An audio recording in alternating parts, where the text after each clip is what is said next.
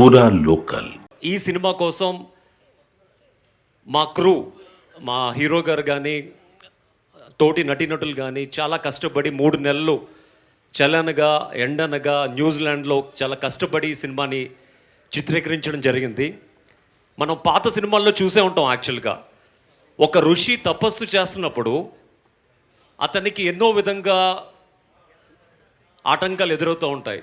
అక్కడ ఒక గాలిదేవుడు గాలిని సృష్టిస్తాడు, అగ్నిదేవుడు అగ్నిని సృష్టిస్తాడు, ఇంద్రుడు రంభ ఓలసుల్ని పంపించి తన తపస్సుని భగ్నం చేయడానికి చాలా విధాలుగా ప్రయత్నిస్తూ ఉంటాడు. అలాగే మాకు ఈ సినిమాకు కూడా షూటింగ్ చేస్తున్నప్పుడు నా కళ్ళెదుటే ఆల్మోస్ట్ లైక్ చాలా చిన్న సైజు మినీ హెలికాప్టర్ సైజులో ఉన్న డ్రోన్ విష్ణు గారి చేతులకు తగలడం, almost like 1 inch depth cut అవ్వడం, అండ్ షూటింగ్ బిజీ షెడ్యూల్లో మా ఆర్ట్ డైరెక్టర్ చిన్న గారికి కొంచెం హార్ట్ పెయిన్ వచ్చి అతను స్ట్రోక్ కోల్పోవడం, ఇలాంటి చాలా అవంతరాలు ఎదురయ్యాయి. యాక్చువల్గా అన్ని అవంతరాలు ఎదురైనా కూడా ఆ సినిమాని చాలా భక్తితో కసితో మీ ముందుకు తీసుకురాబోతున్నాం జూన్ 27 తారీఖు.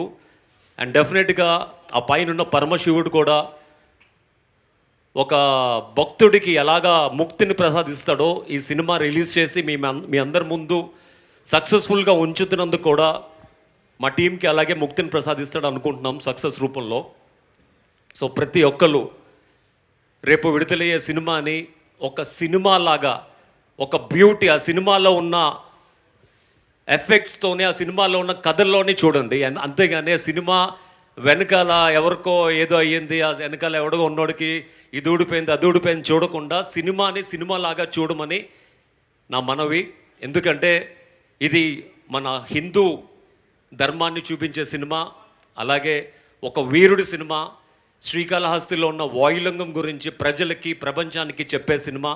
సో మీరందరూ సినిమాని ఆదరించి ఈ సినిమాని మంచి సక్సెస్ చేస్తారని, అలాగే మంచి విజయం అందిస్తారని మనస్ఫూర్తి కోరుకుంటున్నాను.